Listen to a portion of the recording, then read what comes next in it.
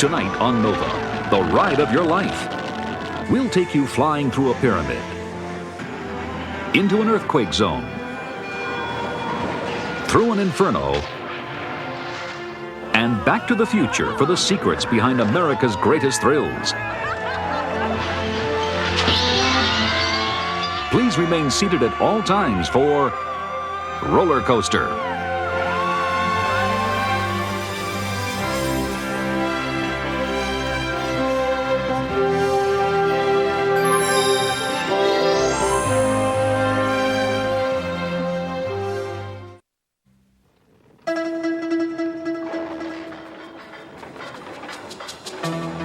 They're riding the world's tallest roller coaster.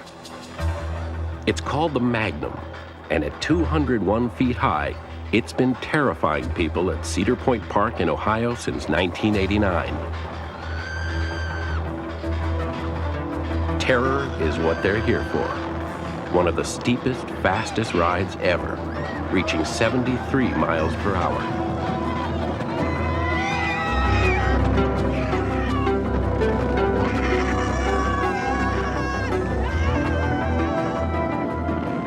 It cost $8 million to build the Magnum, but it was worth every penny. Gate attendance jumped 18% after it opened. When it comes to stomach-wrenching, scream-inducing thrills, we just can't seem to get enough.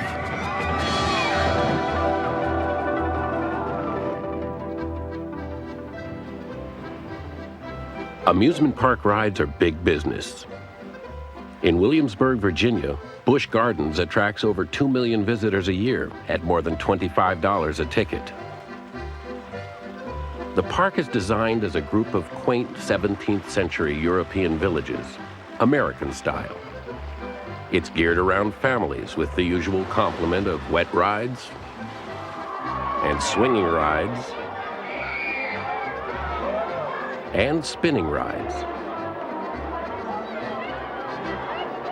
But the most popular attractions here are the coasters, all designed by the same man who created the Magnum. Ron Toomer is the undisputed king of roller coaster design. A former rocket engineer, Toomer has been involved in the creation of 83 coasters. He always starts in the same unassuming way, with a simple piece of wire, twisted into a few loops and turns for maximum terror. Somebody once called me a fright merchant, and I don't, I don't think we have to try to scare them. I just think by virtue of the product we have, it scares them already. When you come over the top of the lift and you look, a couple of 100 feet down in front of you, that's enough to scare anybody.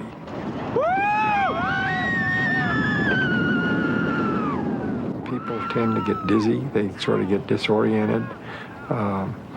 We've had a couple of people complain that they almost passed out on the ride. So we've kind of learned that you separate these intense elements a little bit so that it only takes a few seconds in between for people to settle down a bit and get the blood back where it belongs. Some people like to get beat up and bashed around and others don't. So we have to sort of walk the line of having an exciting ride that's going to, scare people or whatever without damaging them. This is one of Toomer's most innovative coasters, the Big Bad Wolf at Busch Gardens. The cars are suspended from an overhead track to make the riders feel as if they're flying. To give the illusion that the coaster is careening out of control, Toomer threads the track through narrow passageways. It's this sense of confined space that makes the 48 miles per hour ride seem even faster than it is. Toomer's genius is in the way he always keeps his riders off balance, never knowing what to expect next. So off balance that Toomer rarely subjects himself to his own diabolical creations. I haven't ridden one for quite a while. I rode one 4 or 5 years ago was the last time I got on one. Sometimes I think, well, I ought to get on one, but then I decide, well, I'd probably feel bad when I get off and everything else, and why should I go through all that misery?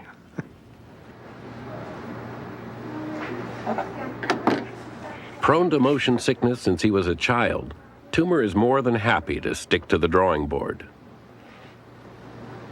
He sketches each coaster by hand, leaving the detailed computations and computer simulations to his team of 12 engineers.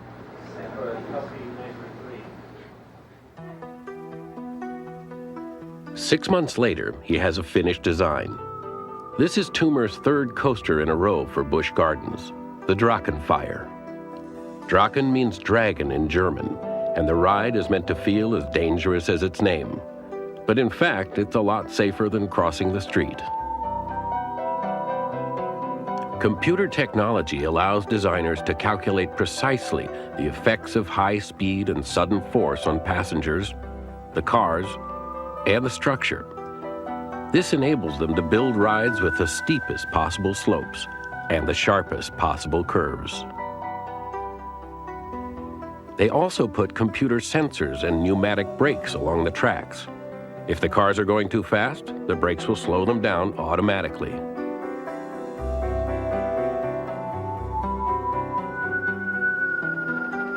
Construction of the Drachenfeier begins with the preparation of its 5-acre site. First, holes are dug and reinforced with steel and concrete for the structure's main columns. A builder experienced in raising skyscrapers and bridges has been hired for the 6-month job. Like a skyscraper, everything here has been designed to fit perfectly. Any error at the factory will mean huge delays on the site, where labor costs are at their highest.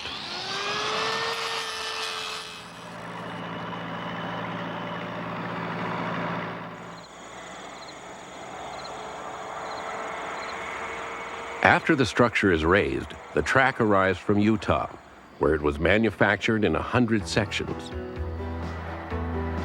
Like a giant jigsaw puzzle, the 2/3 of a mile track will have to be assembled on site from detailed blueprints.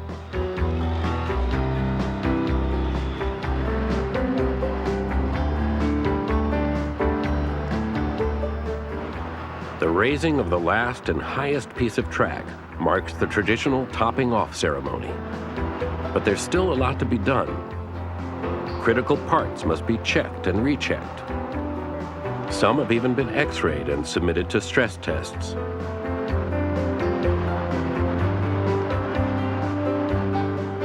The steel and fiberglass coaster cars arrive a few days later. The cars have wheels that grip the track from above and below so they can't derail.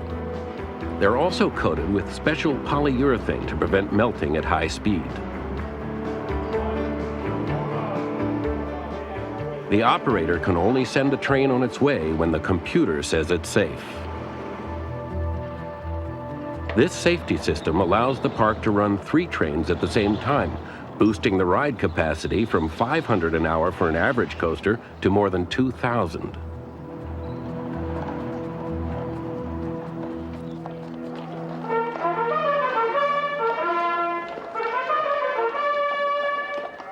In April, the ride finally opens with great fanfare.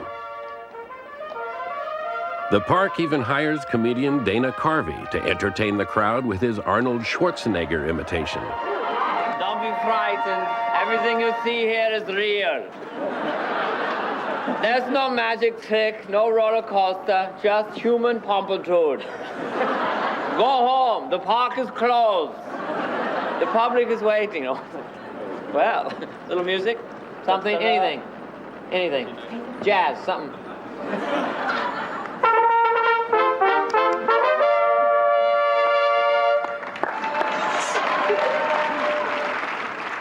Busch Gardens management knows that a hot new ride can attract tens of thousands of roller coaster fans from across the country. The $4 billion a year theme park industry is driven by novelty, satisfying the insatiable appetite for brand new thrills. But how new is the ride? What's behind the Drachenfeier and all the other coasters that have ever been built? We're going to see how physics relates to a roller coaster. We'll do a series of demonstrations that illustrate the principles of physics and show you how much fun they are and how applicable to the real world. David Wright teaches physics at Tidewater Community College. He's at Busch Gardens to demonstrate that no matter how advanced the Drachenfeier seems, it's governed by the same principles as all other coasters. Jennifer, do you believe in physics? I sure do. Oh, I'm glad to hear that, because this demonstration takes just a little bit of faith in physics. Okay. You ready for this? I want ready. I want you to feel this bowling ball for me, all right? Is that heavy? What do you think? It's pretty heavy. Is that pretty heavy? 14-pound bowling ball. Now, you have to hold the ball, hold it right up to your nose. Now move up just a little bit here. And what I want you to do is let go and don't move. Put your hands down. Don't move a muscle.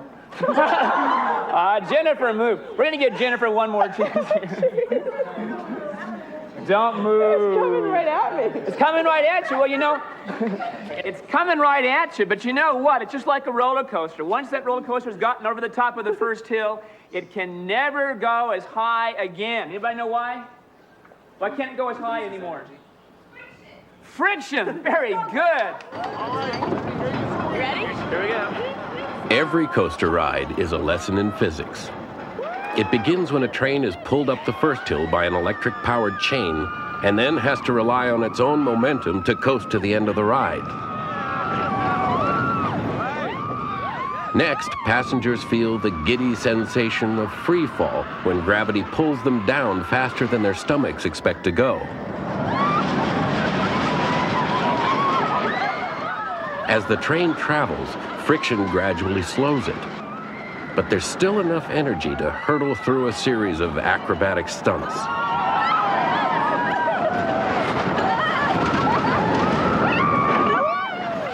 The turns in the track are made progressively tighter, so the passengers continue to feel accelerating forces, even though their speed is actually decreasing. But the lesson in physics doesn't stop here. When the riders enter a loop, they experience another force that can literally take their breath away. One of the most important principles in force on a roller coaster is that it's centripetal force. Y'all know what centripetal force is? Yes. How many know? Oh, about half of you. Let's find out. This glass of water, what does this glass of water have to do with centripetal force anyway? Let's find out. We have Arvin back here. Has a board attached with some strings and place this cup of water, regular water, on the board. And all Arvin has to do is take that cup of water and swing it around his head just like this. And if you have enough belief in physics and centripetal force, you know it can't possibly come off. Right, Arvin? Right. All right, Arvin, let's see if you make it over the top. Who thinks Arvin can make it? 1, 2, about 5. All right, Arvin's building up his confidence now. All right, go for it. Over the top. Now, do you know how to stop? Whoa! Well, one of the important things about centripetal force is the fact that you go really, really fast is obviously going to stay on. All right? And what happens is the board pushes up on the cup, and what happens? The cup pushes on the board. Cup pushes back on the board, and their two are pressed together. That's called Newton's third law, action and reaction. So on a roller coaster, you get into a loop like the corkscrew on the Drachenfeier. When you get into the corkscrew at the very top, what's happening is the track is pushing which way? Down. And you are pushing up on the track. Well, that's strange. You're being pressed into your seat even though you're upside down. Did y'all feel upside down when you're upside down? Yes. Did you ever leave your seat? No. You never left your seat. The same as the cup never leaves the board.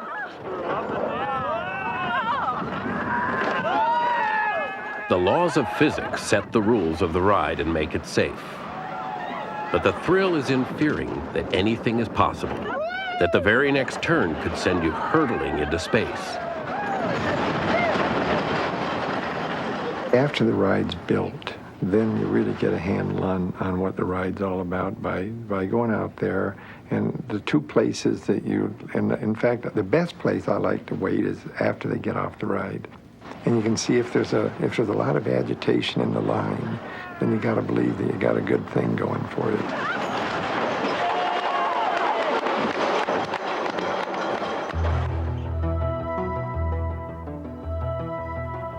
More than half of the coasters in the U.S. are made of steel, like the Drachenfeier, with its high-tech thrills, but others harken back to an earlier time.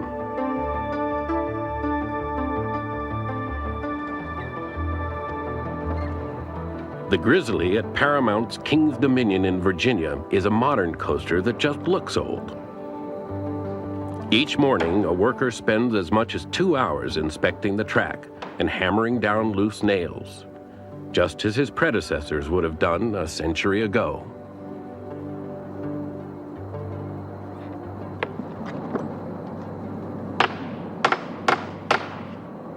The look of a wooden superstructure is part of the allure. I mean, it looks as though it's rickety when in fact you know it's not rickety. I mean, it's one of the safest rides in the park. It's designed to look rickety. It's designed to scare you. Not stand up, okay. The death is coming, here we go.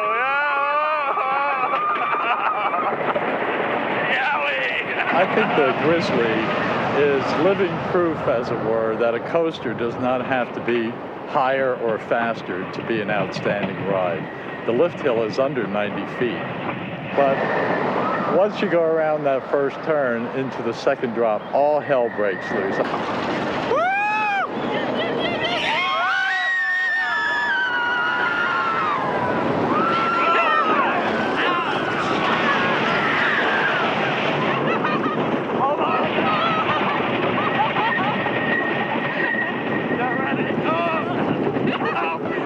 Wood coasters are designed to vibrate. Some people think that they shimmy and shake too much, but actually they're designed that to expend all the energy that is in the train. Obviously, a wood coaster cannot turn you upside down the way a steel coaster can. But on the other hand, a wood coaster is a living, breathing organism, as it were, because it is very much affected by weather. If it's warm, humid, damp, dry, hot, cold, whatever, the ride is almost always different on a wooden coaster.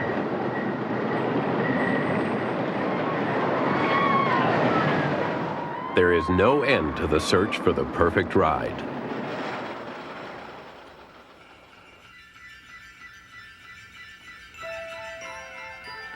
As early as the 17th century, the forerunner of the roller coaster was offering thrills. In Russia, passengers hurtled down icy wooden ramps called flying mountains. There were no brakes on the sleds, so sand was used to slow them down at the bottom. Sometimes it worked, sometimes it didn't. In 1804, a wooden ramp with wheeled cars opened in Paris. Reports of accidents actually increased its popularity.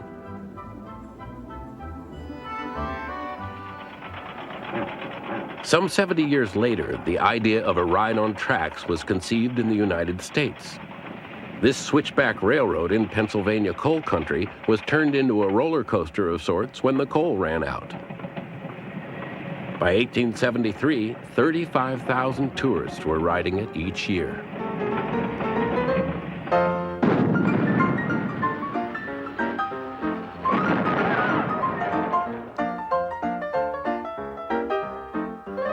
But it was Coney Island, the greatest of all amusement parks, that finally gave birth to the greatest ride. As one observer wrote, Coney Island is all the wonders of the world in one pyrotechnic masterpiece. It was here in 1884 that the first modern roller coaster was built by Lamarcus Thompson, who charged his passengers 5 cents each. It was an immediate sensation. Over the next few decades, Thompson and his competitors improved their coasters. with steeper drops and new safety devices like under-track wheels and the automatic lap bar.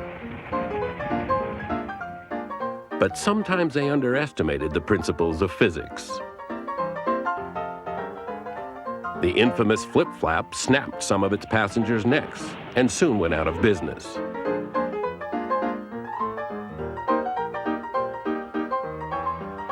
But most rides were harmless. Their owners even liked to think of them as socially uplifting.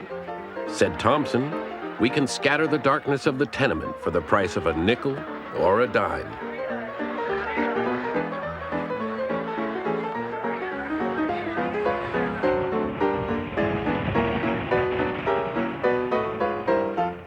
And yet there was another side to Coney that led the New York Times to call it Sodom by the Sea.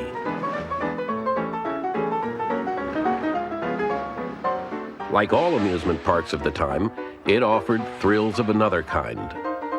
Its primary customers were single adults, not families with children.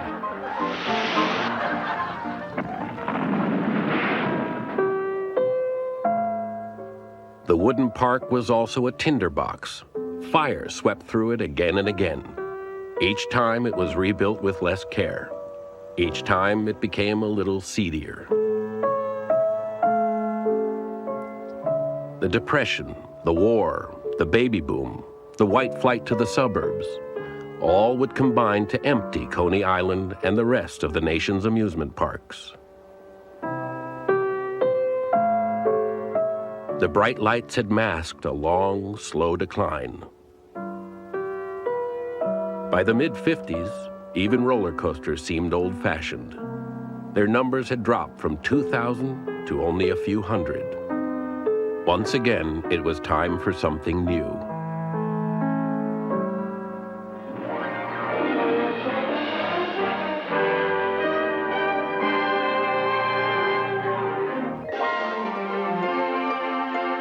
In July 1955, the opening of Disneyland changed the way America looked at rides. In place of the honky-tonk boardwalk was a controlled environment, a place where riders weren't meant to be thrilled or titillated, but transported into a soothing fantasy realm called a theme park. The attractions were all suitable for small children. They were gentle and relatively slow. There wasn't a single thrill ride among them. Disneyland sought to create a sense of contentment for children and adults. Well, it came about when my daughters were very young, and Saturday was always Daddy's Day with the two daughters. So we'd start out and try to go someplace with, different things, and I take them to the merry-go-round, and I took them different places, and as I'd sit there while they rode the merry-go-round, did all these things, sit on a bench, eating peanuts, I felt that there should be something built, some kind of an amusement enterprise built where that the parents and the children could have fun together. Like a child himself, Disney had always loved scale models that mimic the real thing. Years before his park was built, he ran this half-mile track around his estate, ripping up his wife's flower beds in the process.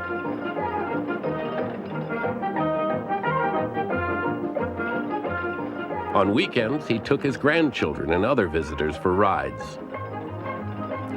Small wonder that Disneyland would one day be called the world's biggest toy for the world's biggest boy. Even when Disney realized that people wanted thrill rides, he made them look like toys. The Matterhorn ride ran through a scale model of the mountain.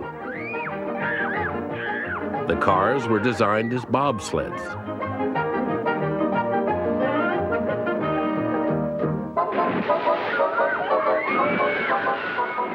This emphasis on themes and simulation would define a new generation of rides.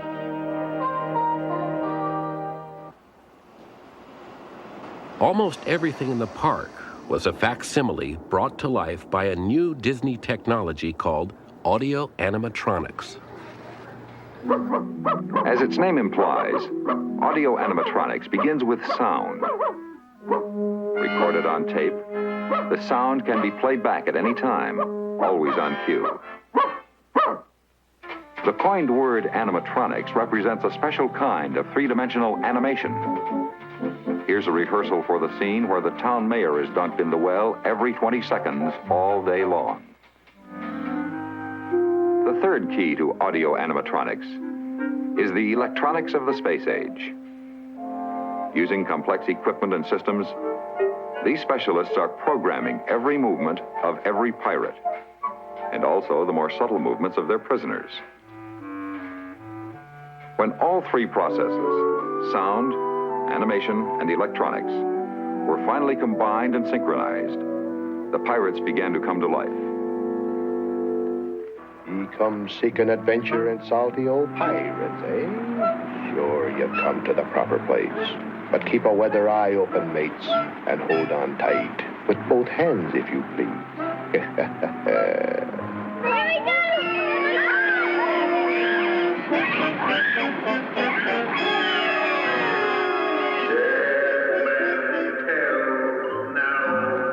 The Pirates of the Caribbean attraction was meant to inspire admiration for its clever technology.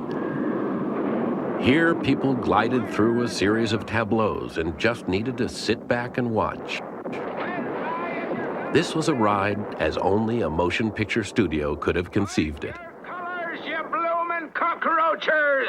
Cars thunder! We'll see you today! Walt Disney came into my office one day and he said, I'd like to do an attraction on pirates. He says, maybe Pirates of the Caribbean. And he described this as a real swashbuckling kind of idea thing. And so this was the very, very beginning. The design team was recruited from Disney filmmakers. Mark Davis was one of Disney's so-called 9 old men of animation, the studio's leading animators. Originally, Davis specialized in female characters, including Tinkerbell, who had tangled with 1 or 2 pirates in her day. So I thought this was great. So I got books from the library on pirates and everything else. And I remember when I was a kid seeing a Lon Chaney film, and he had something in his eye that it was something I've never forgotten. And I have one part that has a white eye. So little things like this all the way through.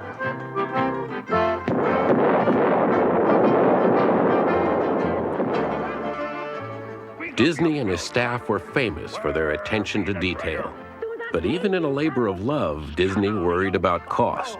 No, por favor, no, no! The inscription on here came because I had a hook on the captain's left hand, and Walt said, no, why don't you get rid of that and put his hand on the well, and we don't have to animate so much. So economically, he lost his hook. And these are some close-ups of the magistrate.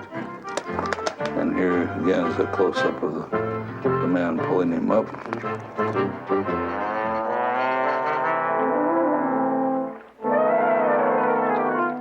Don't tell him, don't be cheeking! We celebrated the 25th anniversary of this attraction, and I was amazed to find out at that time that 290 million people had gone through that attraction. And that, you know, to have worked on it, that makes you feel very good. And it's still the #1 attraction at Disneyland. Disneyland has now spread to Europe and Japan. Here, too, everything is cute and brightly colored. On Main Street, all the buildings are 5/8 size to make the visitors feel larger than life. Visiting somewhere like Disney is really stepping back into childhood. It's created a world which is very womb-like. You know nothing bad can happen to you. There are things called biological releases. For instance, the shape of a baby with its over-large head and large eyes is very much the same as the shape of a kitten or a puppy or a lion cub. And these are called biological releases, and actually the shape of the young animal triggers in us feelings of affection and caretaking and all these other rather positive emotions. All Disney heroes have large heads, large eyes, disproportionately shaped limbs. So when you look at a Disney character, it's triggering in you, man, woman, or child, a sense of security, of caring, of great warmth. Stepping back into childhood is all well and good, but even Disney has learned that sometimes we just want to be scared.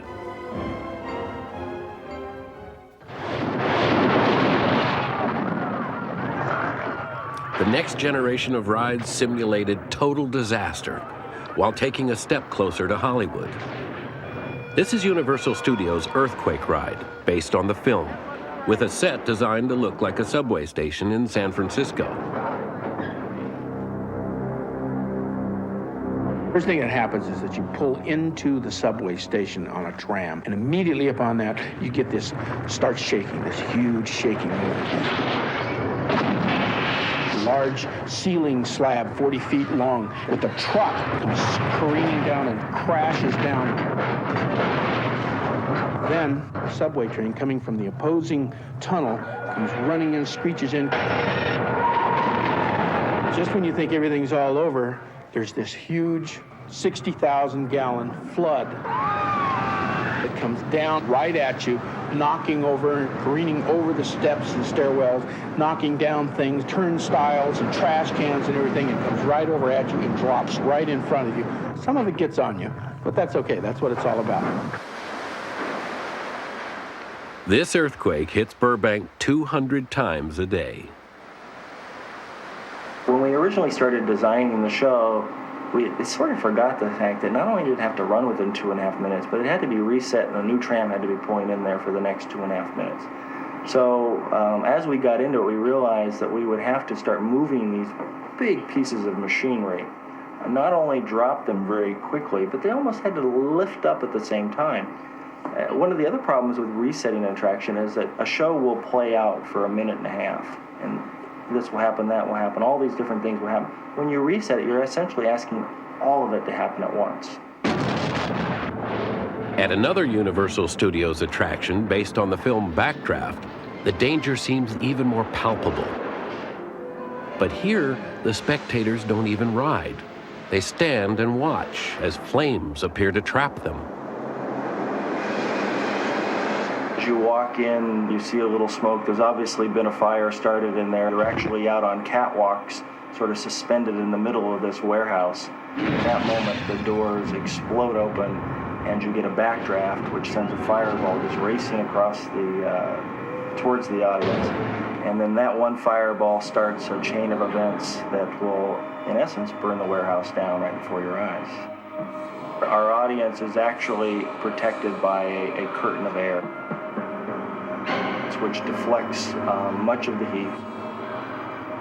Now, one of the feats to build any attraction is really the behind-the-scenes mechanical that it takes to not only protect our guests and our personnel, but we have to protect the building as well. The highest temperature reached in a 3-minute show is 350 degrees Fahrenheit. An elaborate cooling system must work constantly to vent the heat and pump in cool air.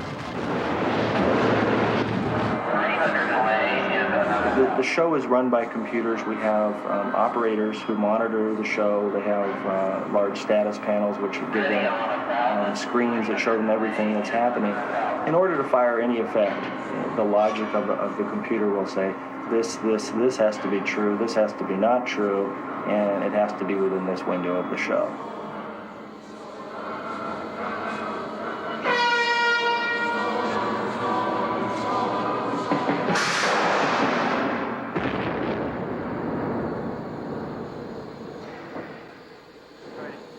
But at the back of your mind, you have the notion of control, that these things don't go wrong, that there is nothing to be really afraid of. So that kind of gives you a notion of control. And that notion of control is sufficient to turn the stress of the situation, the arousal, the beating heart, the dry mouth, all the other physiological symptoms of high arousal, into a pleasant sensation. High arousal has always been at the heart of Hollywood action films, like Back to the Future.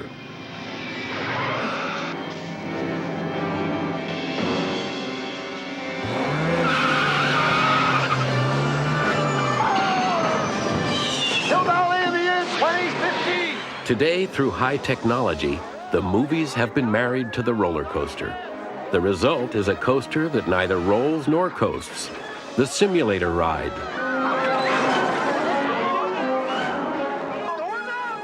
Its hydraulic platform bucks up and down and side to side in synchronization with the film, creating a sensation of high-speed flight.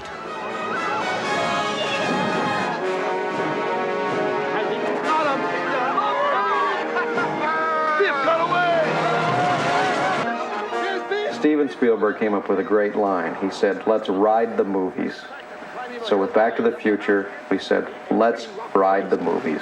And we decided to use the most powerful film medium, the most powerful motion base, the most spectacular special effects, create an environmental, total, sensory impact experience that throws you right into the screen and you go into the movie.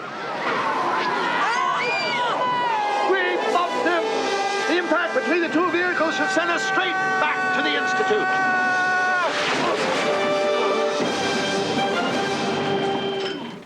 Universal Studios Tours in Hollywood and Universal in Florida is all about how movies are made, or the experience of a movie. And I think they made a very wise decision, which they made long before I came into the picture, was that Back to the Future lent itself to a simulation ride just perfectly. Because it was all about a flying DeLorean car. Douglas Trumbull was the natural choice for directing the Back to the Future ride. 20 years ago, he created the first movie ride, using technology developed for flight simulators. I built this motion base of 3 hydraulic rams, 12 fiberglass seats on a metal platform, a 35 millimeter projector, and a little flat screen all moving together. And we had a sort of a joystick control that would make this thing tilt. And we'd watch the movie on a little video monitor because it was a movie of what people were seeing when they were inside this box. And we'd just jiggle it around while they watched the movie. It was all very handmade and very crude, but it showed that it was very effective. And we showed it to a lot of people in the amusement park industry. Trumbull's special effects work had long been admired in Hollywood. His credits include 2001, Blade Runner, and Close Encounters of the Third Kind. For Back to the Future, he used a combination of models and live action to create the film that surrounds the riders. Yeah. So he starts off at speed and he's just decreasing. So this is a graph of velocity? Yes. Decreasing from this velocity to that velocity. Correct. Yeah, Nell, just past the intersect, you're going to do a little angry touch on that. We'd shoot a test on the stage. An hour and a half later, we would screen it in the screening room. We had a little processing machine right in the shop. Because we didn't know, well, do we move the camera up? Do we move the camera down? Do we tilt it to the left? Do we tilt it to the right? We don't know.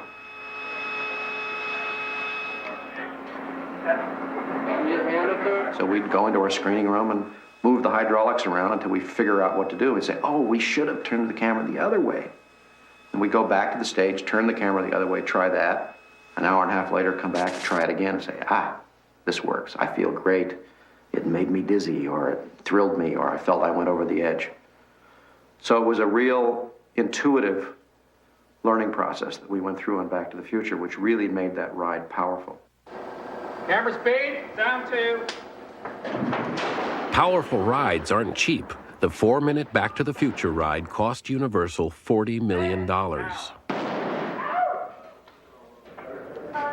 On the other hand, it's now the park's most popular attraction.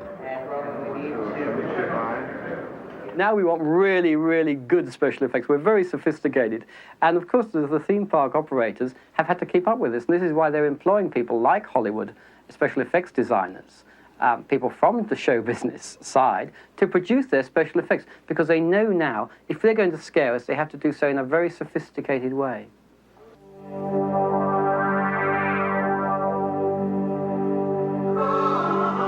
Amusement parks aren't the only places trying to lure us with simulator rides and fantasy themes. Luxor, A $400 million hotel casino is a Las Vegas version of ancient Egypt. Here, too, they've turned to Douglas Trumbull. We're doing 3 major projects for the Luxor Pyramid, one of which is a simulator ride. The simulator ride concept is an extrapolation from what we learned on Back to the Future. It's going to be better, brighter, a number of improvements over Back to the Future that we've learned. We know how to shoot with fisheye lenses better. We know how to project better with fisheye lenses. We're using different film formats. The optimal viewing point is right here on this little piece of string. So if you put your eye right here, you'll see that the image becomes very, very bright, very evenly illuminated. Right now, we're sort of teetering between electronic and video technologies and film technologies, and they both have their advantages and disadvantages. But the one thing I had to come to grips with also is that the audience doesn't care. They don't care to look in the projection booth or criticize what focal length lens you've got or what kind of vinyl plastic you made the screen out of. They want to know, what's this experience? So I'm not hooked into the idea of whether it's Panavision or Super Panavision or ShowScan or IMAX, or it doesn't concern me anymore. What concerns me is how to use the technology to deliver a powerful, dramatic, immersive experience. This is sort of a depiction of this experience of this simulator ride, and this is us on the simulator ride, and this is the vehicle that we are on. This is our hero out here. He's driving our vehicle, but he's on the movie. We're in a vehicle, and this whole thing is a movie screen. He's actually on the movie screen fighting with another bad guy. And so this whole thing is a composite of the environment that we're flying through, as well as foreground action and background action. So it allows real dramatic content to unfold during the ride. It's not just we're flying through a pyramid. We're flying through a pyramid, and the bad guy's got the good guy, the girl, and he's throwing the girl off the edge, and we've got to save her, but this guy's getting distracted by the hood from the bad guy's henchman, and oh my God, what are we going to do? Where is it? I don't know. Mac! No! Audiences today have a very sophisticated appetite for entertainment. Now we want to be more immersed. We're ready to be more immersed. And so what we need to do is combine the best of movies, the best of special effects, the best of ride technologies, and give you that kind of immersion. And we can do that now.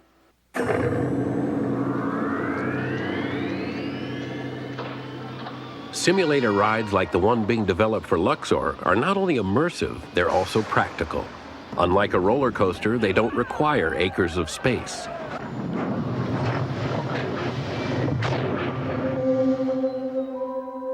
Trumbull's company is now designing small theaters that can be tucked into existing buildings. The idea is to offer movie rides in the same way an ordinary theater offers feature films. The rides can even be changed regularly, just like movies. There are also plans for a triplex, with each theater presenting a different ride.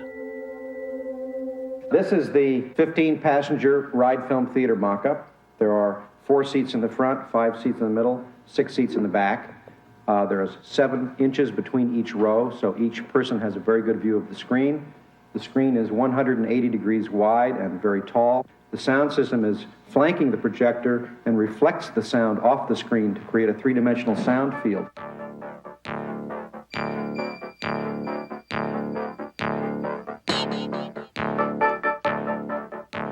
Another company designing compact simulator rides is iWorks in Los Angeles.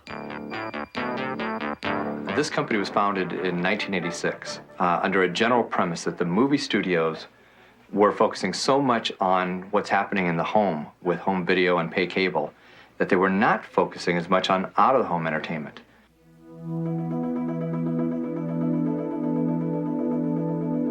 Cinetropolis is a name that we've given to a concept that we actually term a movie park. Movie park meaning that is a cross between a theme park and a movie complex. You may see a lot of short stories that together create a 90-minute experience. And it's a movie theater in that we use movie technologies, powerful movie technologies that are 10 times more exciting than a normal movie from a technology standpoint. So you combine a theme park with a movie theater complex, and that's Cinetropolis. The last theater is a virtual reality theater. This theater is so futuristic, we don't even know exactly what it's going to look like.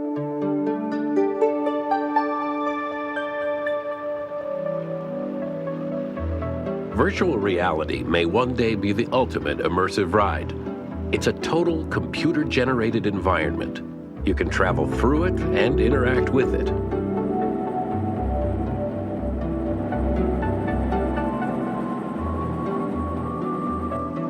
Virtual reality was pioneered by Ivan Sutherland in the 1960s. For years, it was used to train combat pilots. It also trained bobsledders for the Olympics. It allowed designers to walk through a room before it was built.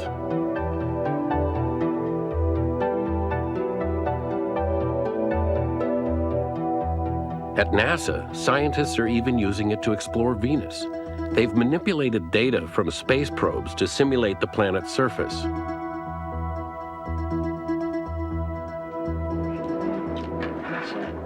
To get the full immersive effect, the user straps on 3D visual display goggles and gloves with special sensors.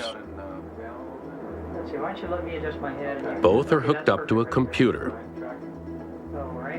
The computer can then orient the images the user sees based on where he looks and moves, and even what he touches. But the promise of virtual reality may be more impressive than the actual experience. What virtual reality tries to achieve, it tries to achieve this immersion, this quality of immersion in a computer-generated world. It tries to achieve interaction with objects in that virtual world using the skills we were all born with. Now, to do that, it relies on quite well-proven and quite well-founded technologies, which are still very, very primitive. For example, you're in a very deprived sensory world. You wear gloves that fail to respond to the commands of your real hand. You can't pick objects up. You find that fingers will disappear and poke out from some other side of the body. The imagery is moving around totally outside of your control, and you end up being very frustrated, very immobile, and not being able to do anything practical whatsoever. And these problems, these two analogies, migraine and handicap, which I think best describe the current level of virtual reality technology.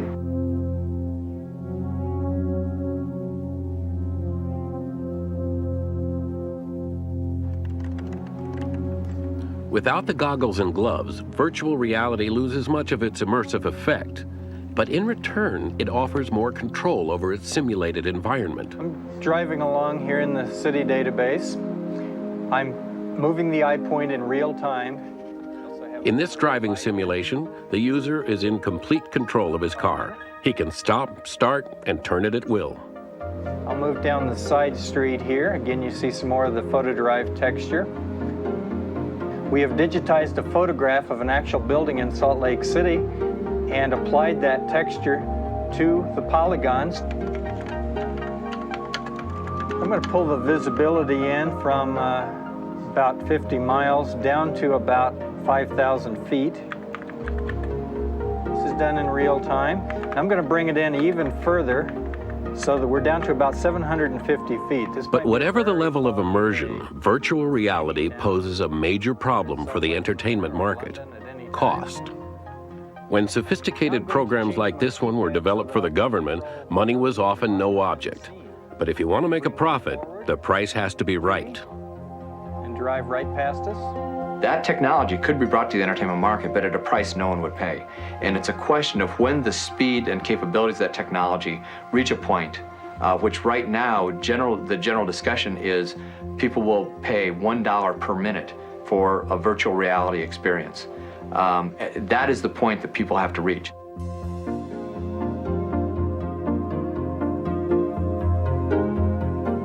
iWorks is developing a number of attractions that involve virtual reality for the entertainment market. But it will take an enormous amount of computer power, effort, and expense to simulate a truly complete world, a cyberspace world that can be as enveloping as the real one.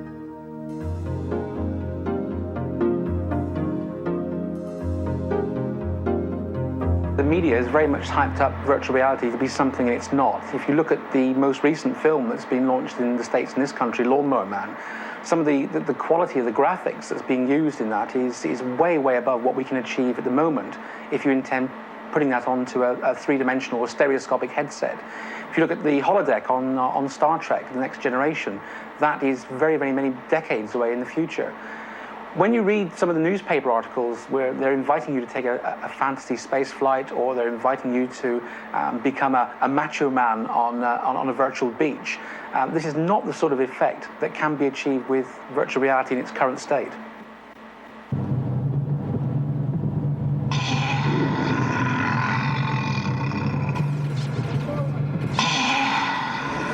To make virtual reality a paying proposition, iWorks had to adapt it. This prototype is a cross between an arcade game and a movie ride. The passengers will pay about $5 each for the experience, and there will have to be a lot of passengers. The cost of 8 of these units is $1.6 million, with a $150,000 annual leasing fee. Instead of clumsy, low-resolution headsets, 3D glasses are used. The passengers can interact with the images, but their options are carefully limited. The iWorks programmers have created, by necessity, a very small world indeed. Because we can control the experience, we can create an image with clarity that's 100-fold what today's virtual reality systems can create. On the other hand, we can't allow anyone to go their own path within our artificial world. And those are the two trade-offs. Do you want visual reality and a feeling of reality, or would you prefer to be in control of your experience?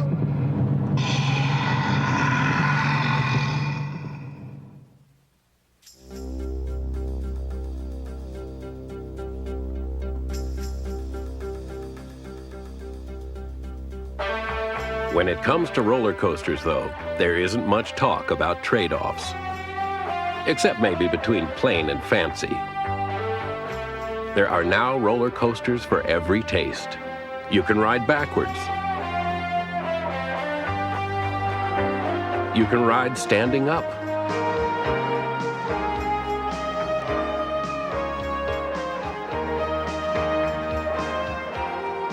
You can ride twisting around in a metal tube.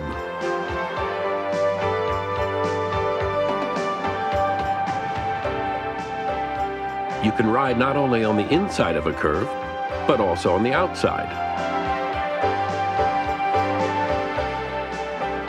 But no matter how you ride, you don't have to pretend it's real.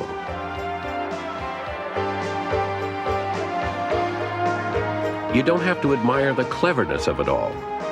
You don't have to interact. You just have to scream. I used to think there was an end to this kind of thing, but I don't think there is anymore. I think that as long as we don't get so high that people are afraid to get on it, and you know, I think we see some people that won't get on them now, but there's still millions and millions that will. There's always going to be people that want to do something that's wilder and crazier and faster and taller, and that's why we're here doing what we're doing.